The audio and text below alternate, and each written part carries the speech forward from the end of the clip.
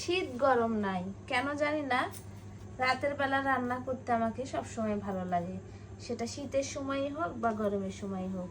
তো আসসালামু আলাইকুম, সবাই কেমন আছেন? আশা করি ভালো আছেন। আল্লাহর রহমতে আমরা সবাই ভালো আছি। তো এই যে রাতের বেলা এখন কিন্তু চারিদিকে এশার আজান দিচ্ছে, আর এই সময় আমি রান্না করতে চলে আসিছি। তো ওইদিকে আমি ভাত চড়াই দিছি রাইস কুকারে, আর এইদিকে যে চিংড়ি মাছ ভেজে এনেছি ফ্রিজ থেকে বের করে, আর এই যে বাড়ির পেঁয়াজ, বাড়ির আলু, আর বাজার থেকে আপনাদের ভাইয়া যে হচ্ছে খুড়ার ডাটা দিয়ে আসিছে।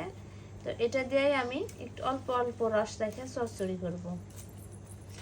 তো এই যে কাটাকাটি করতে আমি লাগা পড়েছি, আমার খুড়ার ডাটা কাটা শেষ, তরকারি এই যে কাটা আমার শেষ। এখন সবগুলা তরকারি সুন্দরভাবে ধুয়ে নিব। আর এদিকে যে 4টা ডাটা আমি ধুয়ে দিছি, এই 4টা ডাটা ফ্রিজে রাখবো ঝোলের তরকারি খাওয়ার জন্য। আসলে খুড়ার ডাটা দিয়ে ঝোল করলেও কিন্তু খাইতে অনেক ভালো লাগে। এই পেঁয়াজটা কুটলে আমার পেঁয়াজ কাটা শেষ।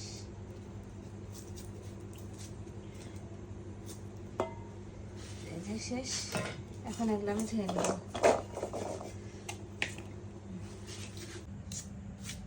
তরকারি ধোয়া আমার হয়ে গেছে, এখন পেঁয়াজগুলো আমি সুন্দর করে কেটে নিচ্ছি। যেহেতু বাড়ির পেঁয়াজ, সেজন্য আমি সব তরকারিতে পেঁয়াজ একটু বেশি।